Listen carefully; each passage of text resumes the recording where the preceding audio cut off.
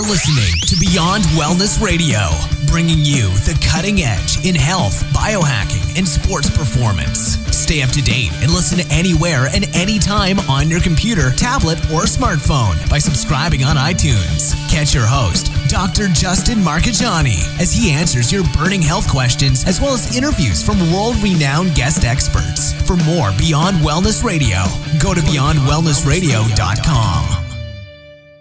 Hey there, it's Dr. Justin Marchegiani. Welcome to Beyond Wellness Radio. Feel free and head over to beyondwellnessradio.com where you can access our full podcast transcriptions. While you're there, you can also sign up for our thyroid and female hormone video series. This series goes into the root cause of why your hormones are out of balance. While you're there, you can also schedule a functional medicine consult with Dr. Justin, myself, where we'll dig deeper into the root cause of your health challenges. Feel free and think of sharing this podcast with at least one person. This podcast grows by people sharing it. Sharing is caring. If you can think of one person that can benefit from this information, please feel free and share it. If you're enjoying the podcast, make sure you subscribe on iTunes.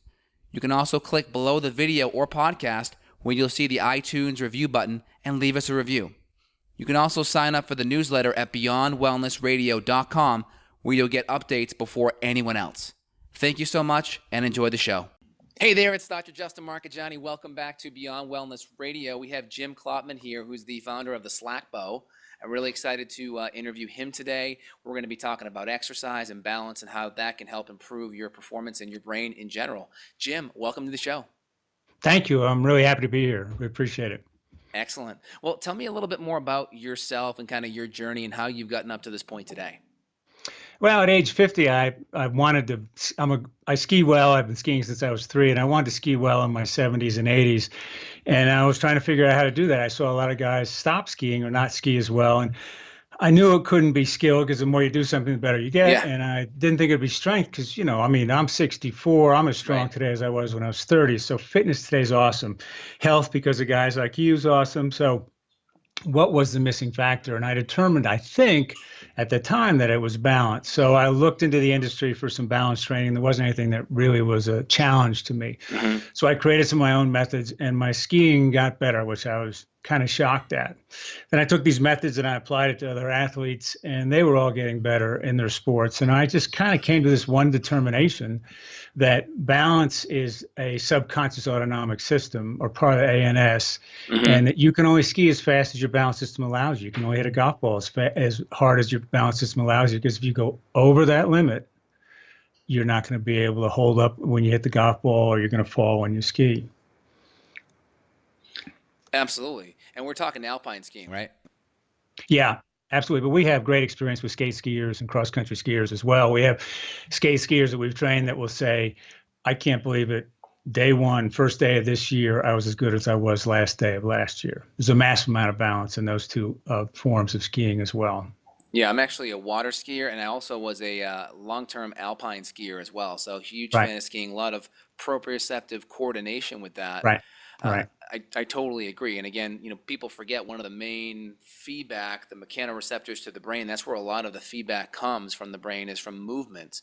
Right. If we're not moving and if we're not stimulating the muscles and the ligaments and the tendons to work in a certain way, that brain loses that nourishment and that communicational feedback, which is so important. Right. It's massive. In fact, there's great reason. What we spend a lot of time working with athletes on too is improving their peripheral vision. So we see that, or we believe, for the numbers we've looked at, about 90% of the information that comes in to the subconscious system comes in through the peripheral vision. So when you do things like a balance challenge, you're engaging it's a total neural load. And it's the thing we do to have fun. It's the thing that makes us feel better. Nobody ever says, hey, I need to spend more time in the office. You need to get out. You need motorcycle riding, water skiing, snow skiing. Any of these things are all going to an amusement park. Our balance challenges that just make us feel better. Yeah, 100%. And so tell me about the Slack Bow. So the Slack Bow is one of these things that you created. I mean, they've been slacklining for a while. My friend, massage therapist, he's a huge slackliner. He puts slack lines across the boardwalk down at Lake Austin and such, and he does a lot of slacklining. And he did one, I think, down in Moab last year. It was like a 300 or 400-foot slack line. So I Yeah. think it's Yeah. great. I think it really has a lot of proprioceptive stimulation to the Right. brain. But tell me about how you came upon the slack line, how that helped improve your health, and just describe what that is in case listeners don't know what that Well, is. slacklining is a 1 to 2 inch wide flat web that people will stretch over long distances and walk on like a tightrope. Now they're doing this highlining stuff nowadays, which is amazing. They're like in Moab, they're 400 feet off the ground. Yeah. I mean, they have safety built in. They're hooked in with a beaner and a harness. But what I determined when I was started on the slackline years ago was that I didn't want to walk on it because I didn't feel like there was any athletic position where one foot's directly in front of the other. In fact, there's a tendency to be a little back on your heel. Right. All athletic sports are played on the front part of your foot. So I created the slack bow, which is a form that'll hold a 2-inch web on it that we can have infinite levels of adjustment in terms of the drop of the curve or how loose or how tight it is. And we just do 1 foot positions on it.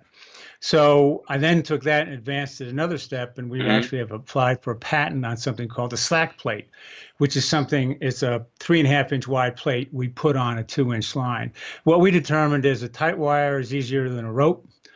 A rope is easier than a 1-inch line. A 1-inch line is easier than a 2-inch line, and a 2-inch line is easier than a 3.5 inch plate.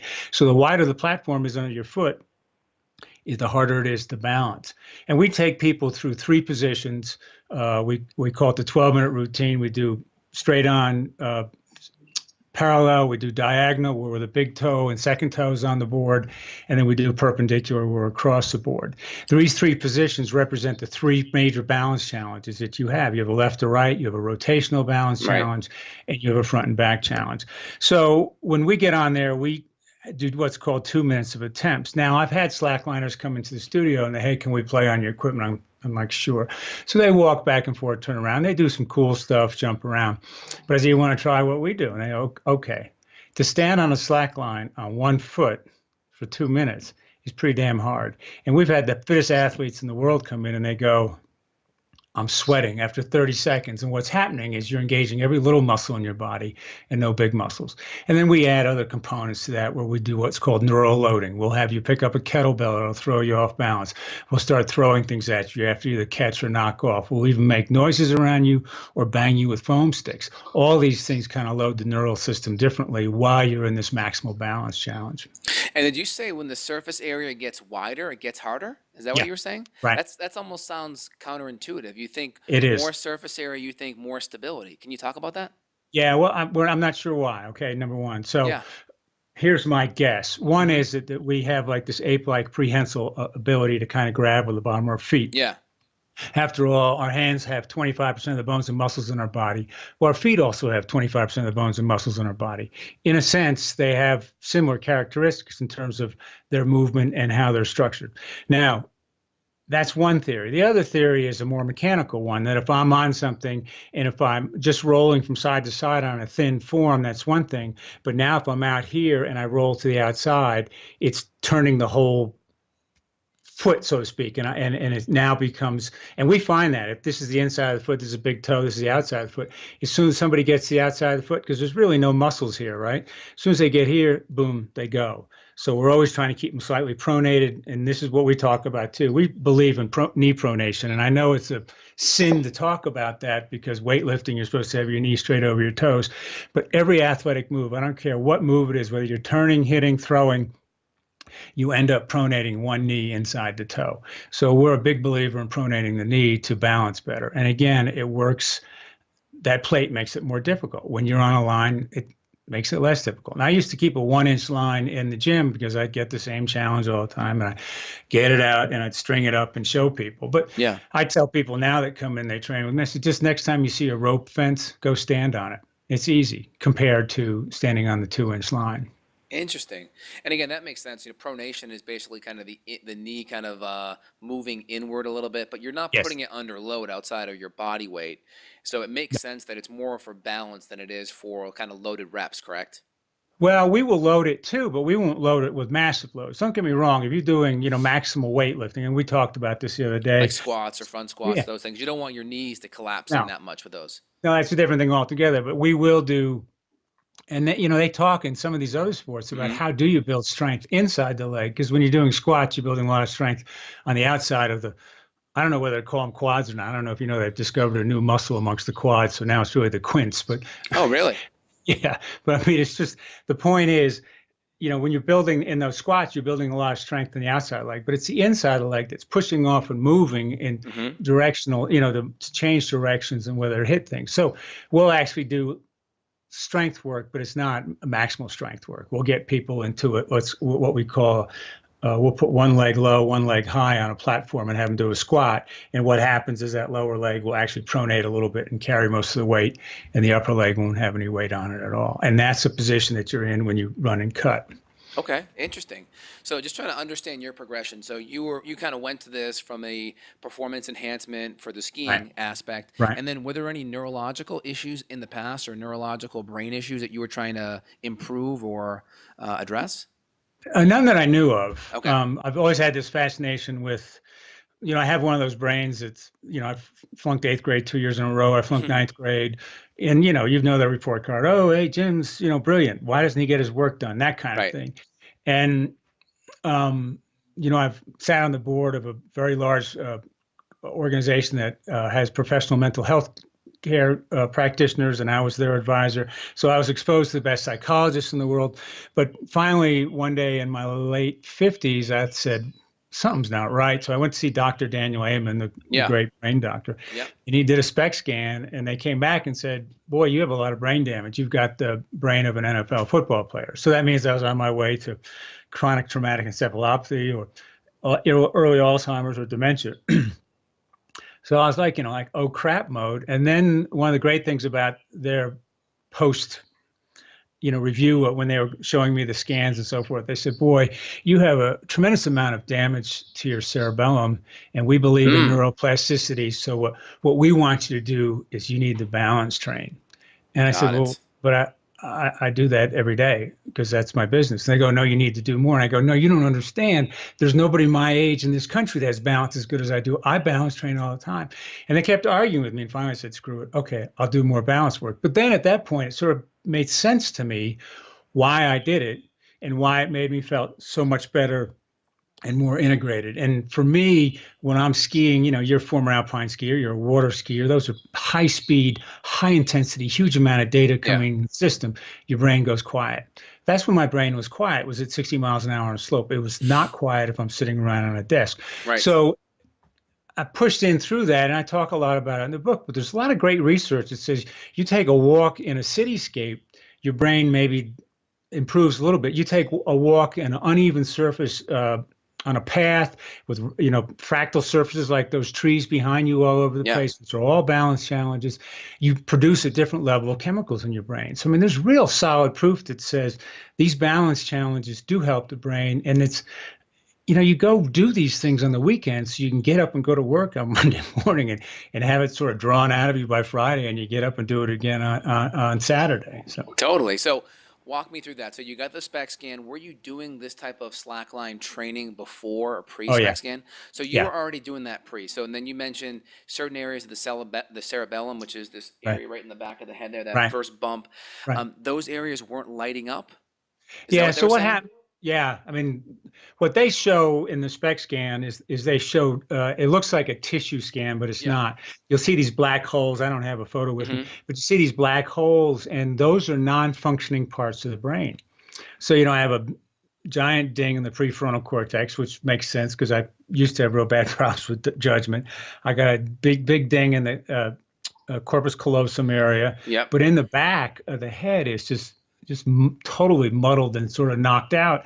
And I just thought it was interesting. We all think that the balance center is in the cerebellum, or they do. Yeah. But one thing I found, clearly, and you're a doctor, is that there's 40,000 neuroscientists in the world. Yeah. And about 20,000 of them are researching the brain-body, interface. So if we knew what the hell was going on, these things wouldn't be happening, where somebody like me has a virtually destroyed cerebellum but has great balance. So. Oh, absolutely. There's other parts of the brain that can definitely compensate and pick up where other areas aren't doing as well. And so what happened post-op? So did you increase your training? What happened, and what did the post-scan look like? Were there improvements? I haven't done any post scans, but just to let you know, I went into because I have no problem going onto the bleeding edge of any technology. I started doing some autologous stem cell work, and I think that that's had a help. That's helped me some too. So I just take, they were pulling it from my bone marrow 3 years ago. Now they're doing it from fat, but we're spinning it and pulling it out, and then just doing it in a little IV push, and I've had a couple of interthecals done as well. I think those things may help, but I'm waiting probably another year or two before I go back in and have a test done. So I work at it from a couple of different angles. I do a lot more balance now. I used to do balance instinctively. I just felt better afterwards. And it's really a business model problem for me, but I do it instinctively now. I'm more conscious about doing it more regularly, and it helps. And the reason it's a business model problem is that people come in and they work with us and they get a massive workout, but they leave feeling good. They leave feeling integrated. And typically people associate feeling like shit means a good workout, right? I hate my trainer kicked my ass. So we don't give you that sensation, but we have had clients that'll leave and go, I left your place, and later that afternoon, I went to go to a spin class and I had to beg out halfway through because I was out of gas. We do deplete the system, but we deplete it and you feel wholly integrated and well. And just like it, you feel like after you've water skied for the day, or you've snow skied for the day, man, you feel great, but you've been gassed. Absolutely. I mean, you're really stimulating the nervous system to recruit more fibers in a different way to provide that stability versus just that gross power and force, so to speak. So that makes a lot of sense. Right. And how important right now for you and for your improvements and for the people that you work with is the dietary component? Are you really making sure the inflammation's reduced, the nutrient density's up, decreasing toxins? What's that component like? I don't personally, I do a lot on it. I've been on because I read somewhere, like I said, I'll jump on things when I shouldn't. 25 years ago, the brain, needs a massive amount of fat. I've been on a high butter diet my whole life, so to speak, and it really helps me. Of course, now it's become popular with Dave Asprey and the Bulletproof Diet. Ketogenic, all that. Yep. I've trained him, and I think that it's an important factor. It's just something I stay away from. I'll point people in that direction, and what I'm, basically I just say high fat, and you got to get more microbes. I don't think any of us get enough or the right microbes in our system. And I know myself, when I'm in some sort of microbial imbalance, the microbiome's not correct, it will affect my balance. It will affect my performance. Totally. We work with MS patients, and we work with, like I said, these people who have concussions, and you can see sometimes in them that things change. I'll ask them, what'd you eat yesterday? And you can see things change with that too. So. Oh yeah, I see that a lot. I mean, there's some research studies showing that just gluten exposure decreases blood flow up the carotid arteries, which are these little garden hoses at the side of your neck. Yeah. And that can decrease frontal cortex kind of output or stimulation. Right. So again, like you mentioned, your cerebellum wasn't as active. There are probably other areas that are picking up the slack. So we want to make sure we have oxygen and nutrition, and that's all going to happen via blood flow. And if we're pinching that off, that makes sense. We'll have an impairment for sure. Right, and it's the neural loading too. Your vagus nerve is your biggest nerve, and if it's overworking because it's trying to coordinate crap between your stomach and your brain, that's a problem. Recently I can't remember the name of the university. It always escapes me. But recently they discovered that there's brain tissue in the lower back that actually takes data from the feet and manipulates it and sends it back down to the lower extremities. So there's even balance information that's not even going to the brain. You have these little pockets of brain tissue in the stomach and the heart, and now they found a little pocket of brain tissue in the lower spine. So to me, it's all this, people talk about brain and I, my own brain, but I just think that this balance system is like magic. I mean, there's stuff going on everywhere. We teach people how to use their hands. And I had a guy this morning had an amazing breakthrough, and he goes, I get it. I feel it. I understand it. And I think that there's data that comes in through here that we don't even know about. And the tongue, we see people all the time position their tongues in different places. And there's research that came out of the University of Wisconsin with Dr. Paul Backrita, the guy who sort of discovered the whole neuroplasticity deal, that they take a neurostimulator, they call it a PONS device. It's a portable neurostimulator. They put it on the tongue, and they have people who have zero vestibular system. They put it on the tongue and they stand up. and they can walk and they can move within seconds of putting the thing in. And the crazy thing is they take it out, there's a residual effect that'll last an hour or two. And the more they use it, the longer the residual effect goes for. So it's like, okay, they got it destroyed, the whole tube system in the vestibular system's gone, but here they are up walking and moving. What the hell's going on? It's such a complex system. I don't think we can say it's one thing or another. It's everywhere. So what was that device in the mouth again? It's called a PONS. It's called a Portable Neurostimulator. It was developed at University of Wisconsin, Dr. Paul Bacretta's lab. I forget what they call it now. And there's now, I think, a Canadian company had it for a while, and they were trying to get FDA approval, and now it's in a company in Pennsylvania someplace. But the problem is, FDA nowadays, how does it work? Of course, aspirin would never have gotten approved. It's how does it work? Nobody knows how it works. Other than what we see with the concussion patients is when we stimulate the whole nervous system, the whole neural load, they get better. And we have physical therapists that have had post-concussion syndrome in their own team, their own group of doctors and other physical therapists can't help them. They come in, they get fixed because we stimulate all this nervous system. Well, they believe with the portable neural stimulator that just by stimulating the tongue's one of the nerve richest parts of the body, stimulating those nerves somehow connects the other. I don't know. They don't know. So this device just sits in your mouth and it provides like a stimulation of the tongue. Is that what it's doing? So they put it in your mouth and it's got a plate with little stimulators all over it. Got it. And then there's a little piece out here that's got a level on it. Yeah.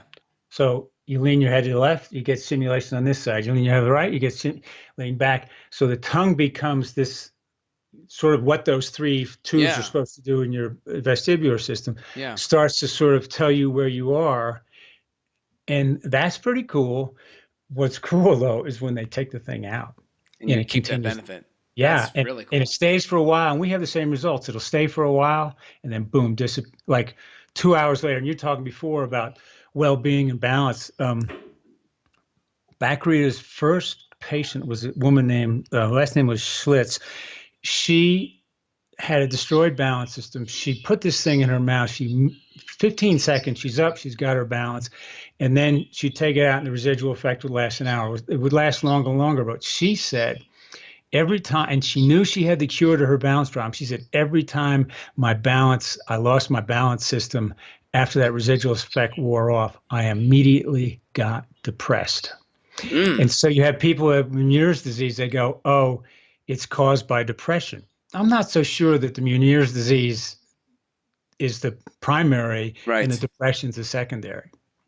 Interesting. Okay, so, and by the way, I think I remember the Slack Bow over at Bulletproof. Did Dave Asprey have it at the Bulletproof conference? Yeah, I had it there 2 years ago. Yeah, I remember that. Absolutely. Yeah. Okay. All right. Very cool. And so, see, you look familiar too. So now, okay. All right. Cool. We're putting it all together. So, looking back here, right? So, did you start just doing slacklining before you went to the bow, and then created the bow more kind of as convenience? Is that kind of how it worked? That's a good question. So I put up a slack line. I was looking for something in the industry. I can stand on a bongo board and do all sorts of crazy things on that. Bosus were never any challenges, although we use Bosus in very unique ways now. Right. And we use balance boards. I mean, we make our own balance boards now, but I got on the line. I said, I can't do it. This is a balance challenge. This is what I need. You're not going to get stronger if you lift 5 pounds a day, right? Mm-hmm. You got to lift 5 pounds. You get better. You lift 10 pounds, 20 pounds. You get stronger. Well, it's the same thing with balance. You just can't do it and go, oh, I'll just do this, because you're not going to get better unless it's a real challenge. Well, it was a challenge.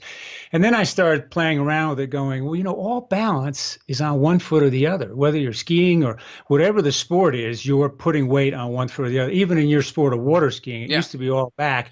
Now you're moving forward to the turn, you're moving back. So there is a one foot, other 2 foot type of thing going on. Yeah. You run, you're on one foot or the other. You hit something, you're transitioning away from one foot to the other. So it's all 1 foot. So I started doing some 1 foot work on it and adding other components to it. And I said, well, this is it. It's not the walking, because if you have 1 foot directly in front of the other, that's a very unstable position. Everything, these are my feet. I'm going to be here or here. I'm never going to be like this.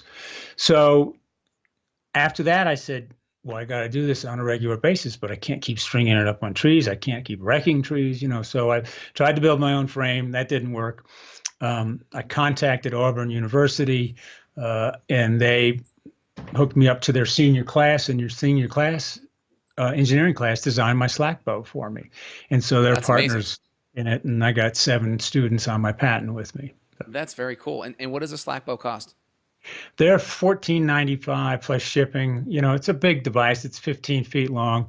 We have this thing called a slack block, and I'll send you a couple. It's 13 inches long, and it probably 80% replicates the movements that you have on the slack bow. I say, the way you define a good balance challenge is it has to engage the whole body. Okay. If you're just wiggling the bottom of your feet or just your butt's moving, your ankle's moving, and the upper body has to stay still, it's not a balance challenge. Until you feel like you have to engage this whole system up here, does it become a true balance challenge.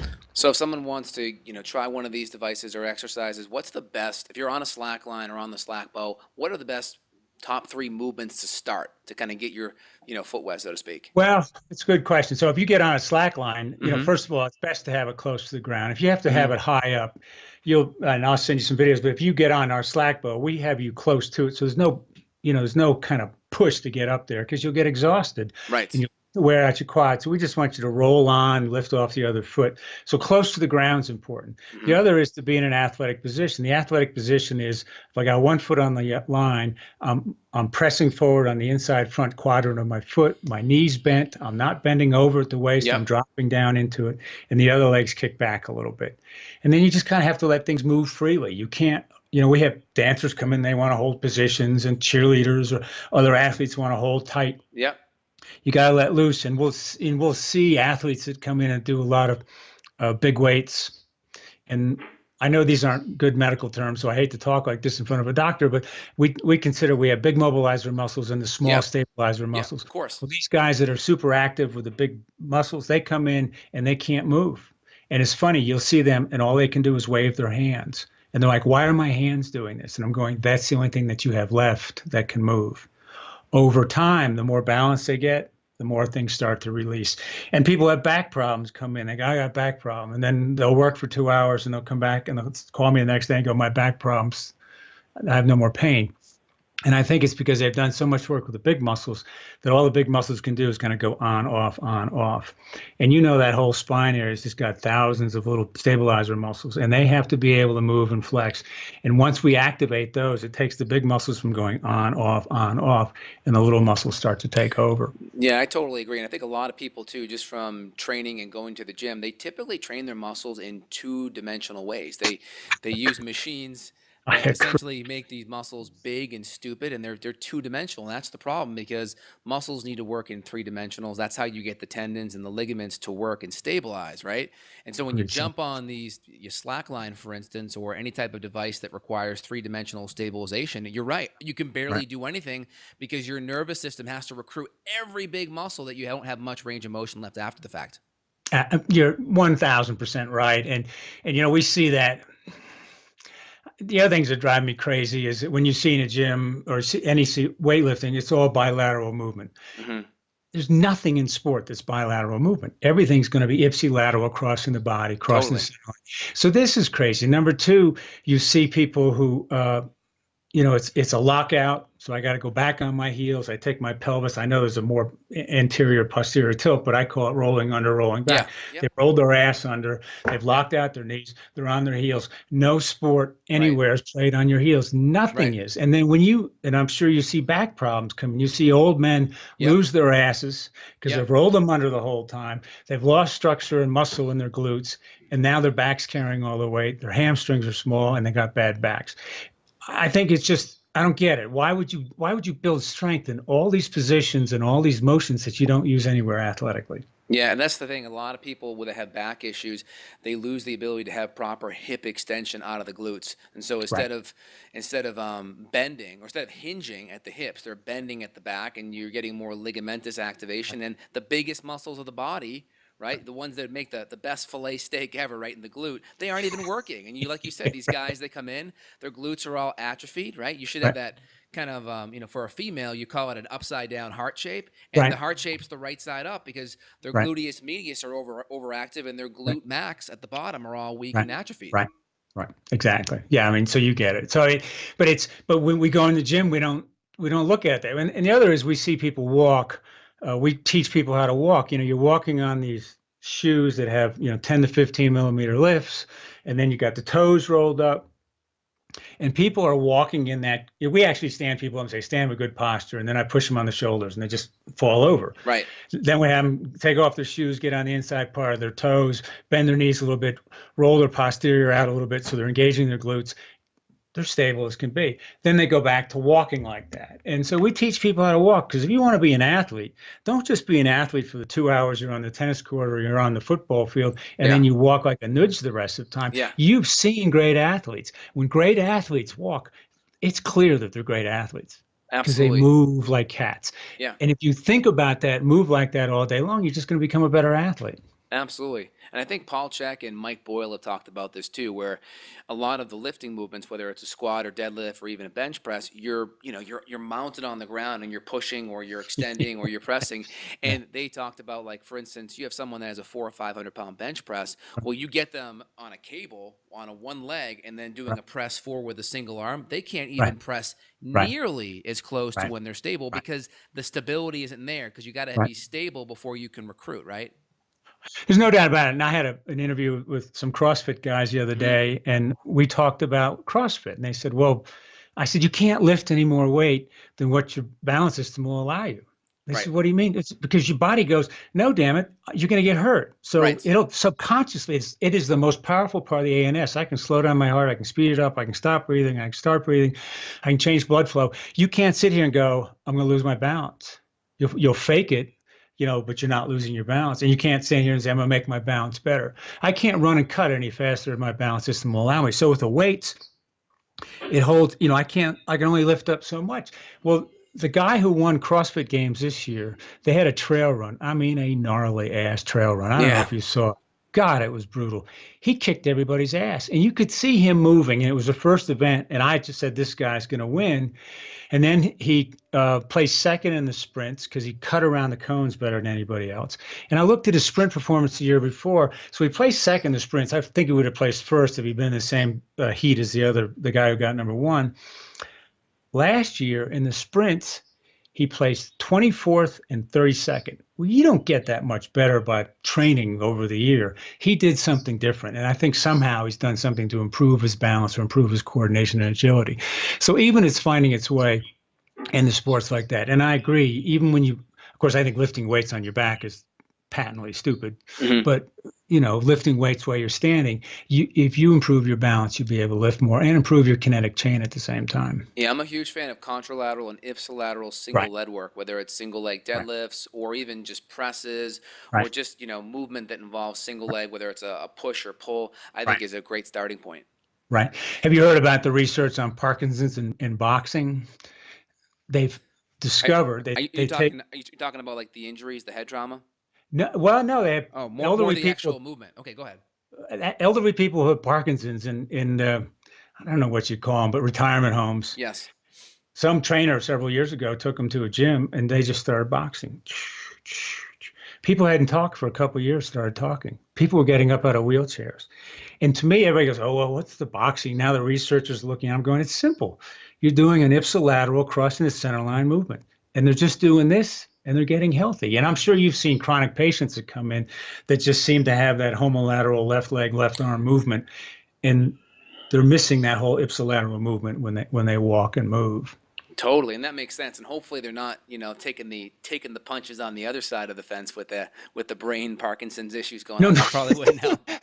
They're not hitting each other; just hitting a bag. It's just the punching movements, yeah.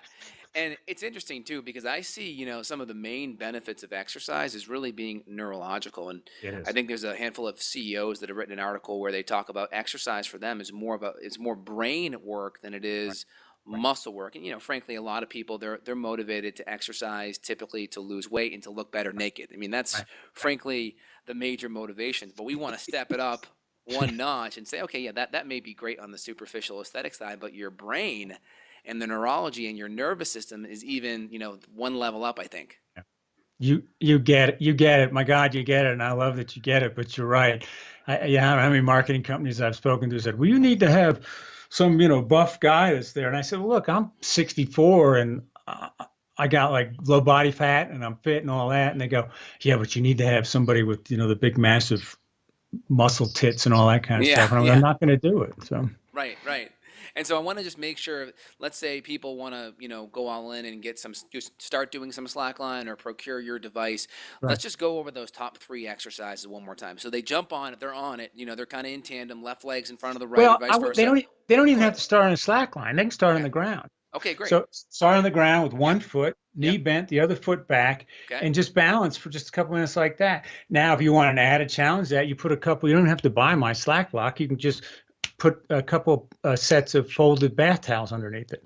And that creates enough instability right there. So we have left leg, right leg, kind of like in tandem or vice versa. Exactly right. So I wish I could stand back, but this is your left leg and your right leg, the toe is, lined up with the heel, but you bent forward and you're on your knee and you're like this and you let that whole body move. Now, if you want to add so are you just going back and forth and you're just trying to move your hands and kind of adapt just to it? try to hold still. Try to stay up for as long as you can. 2 minutes. And don't lock out, but let the body move. Now, if you want to add a challenge to that, take a kettlebell and put it on the ground like a foot in front of you. Pick it up.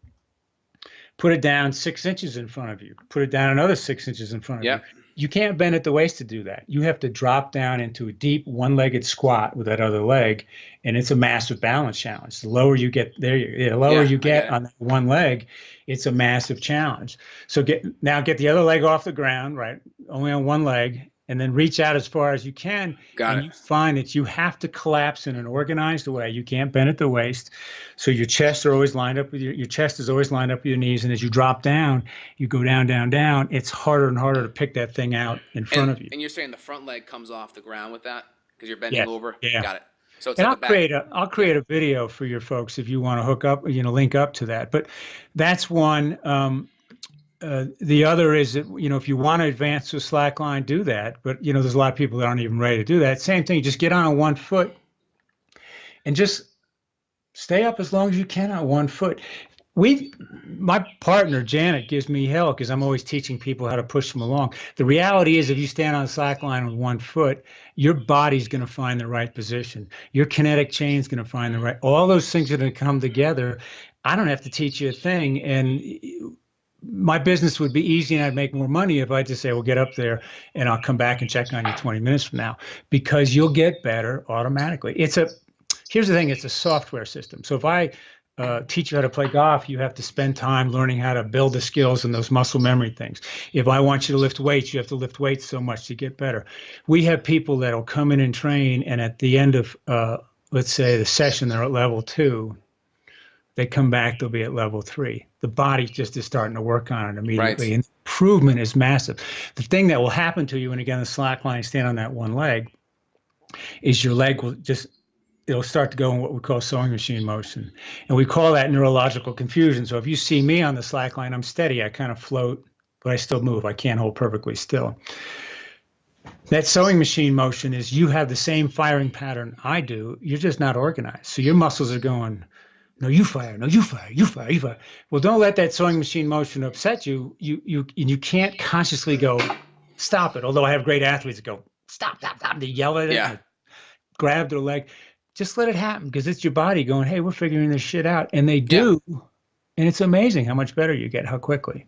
That's great. Okay, so we have just kind of your tandem stand. You have the bend where you're almost doing a one-legged squat or deadlift as you pick up that kettlebell. What's the next movement they could do?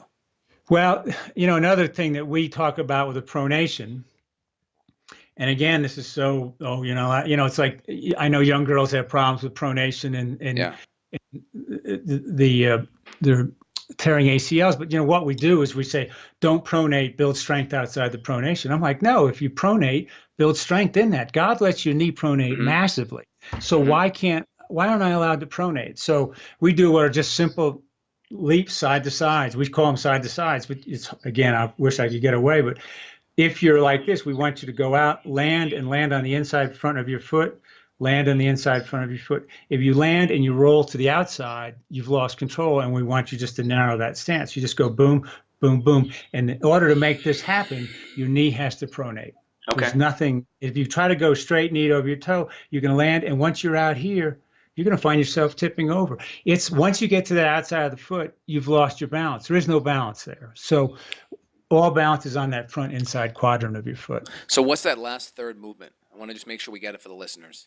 Well, it's just called side to side. So if this is your feet, you're standing there. I'm just going boom, boom, just side to side like that. I'm just moving from one foot to the other, maybe only 2 feet. And then I go wider and wider, but I'm always trying to land on the inside of my foot. If I land on the inside of my foot and I roll to the outside, I've gone too far. Okay, got it. So your feet aren't in tandem then. You're more wider and you're just going from side to side. Right, one foot to the other foot, yeah. Okay, and then what would be one more exercise on top of that? Let's see, balance challenge. And then how about just like if you're in tandem, can you just move one extremity away from the body? Would that start to cause your body to be a little bit more unstable and have to recruit more stabilizers? Yeah, but if you do that, you end up getting on, you got to be careful because then you're on the outside of your foot. Mm-hmm. We'd much rather if you did something similar, you get on one foot and you take the off leg that's not on the ground and kick it behind you. And that'll cause you to get more on the inside of your foot. So if I'm doing, like I said, I wish I was in the studio, but if I'm doing this here, I could be dropping down and have that other foot kick behind me this way, and I'm on my left foot. That's more of a balance challenge than it is to have one foot and try to kick that foot out like that. Got it. So I want one foot here and the other foot to kick behind it. Got it. So if you stand there now on your left foot, just take your right leg and put it behind your left, and then just drop down. The more you can kick that left leg out to the side. See, my left leg's all the way out here, right? My right leg's all the way out here. My left leg's here. That's more of a balance challenge. So you pull that back leg out and then you push it back and out a little bit. Right. Got it. More can go for me. Awesome. Well, is there anything else you'd want to let the listeners know about kind of exercise, the slack line, or just improving your neurology and nervous system? I just think it's, you get it. So, I mean, it's wonderful to speak to somebody who gets it. It's a hidden loss. We have four main categories four main things that we say cause us to lose our balance. And it's the modern world. And, I developed this index called the Klopman Balance Index, KBI. 0 to 100, 50 is average, 20 is you need a cane or a walker, 80 is like a college athlete, pro athlete, 90 is like a Seth Curry, 100 is like a Cirque du Soleil performer. The world we live in is built for 10 and for a level 20. It's built for people, walkers on canes. So you spend your whole life on perfectly flat floors with perfectly vertical surfaces around you. Every step is perfectly sized. So you have no balance challenge when you live in the modern world. So what happens is if you don't use it, you lose it. So you don't know that your system's getting degraded from a 50 to a 40 to a 30. Then you have a 60 challenge. You may not fall, you may not get hurt. But falls and are the number one cause of injury and death for people over the age of 65. And that number's not going down. It has nearly doubled in the last 15 years. So how can that be with great doctors like you, great health all over the place? The falls are getting worse. It's because we're losing our balance system and we don't know it. It's an unseen loss. And there's other, reasons for the losses as well. Interesting. There's also some research on vitamin D being a big thing with the vestibular system imbalance as well, which is interesting. I can imagine. Yeah. Well, excellent. You've given us some great information. Last question I ask everyone, if you're stuck on a desert island and you can only bring one supplement, herb, or vitamin or nutrient with you, what would it be? Butter. Butter. There you go. Grass-fed butter because it's loaded with vitamin D anyways, and it's got a huge amount of nutrient value to it, and it tastes good. I love it. I appreciate that, Jim. And again, Jim's website is slackbow.com. More information there. And we'll put any of the links that you mentioned earlier, we'll put it below the podcast description and the YouTube description as well. Awesome. And I'll do a little video of those exercises so people see what I'm doing. So excellent. Thanks, Jim Klopman, for coming on the show. You have an awesome day. Thank you. Appreciate it. Bye.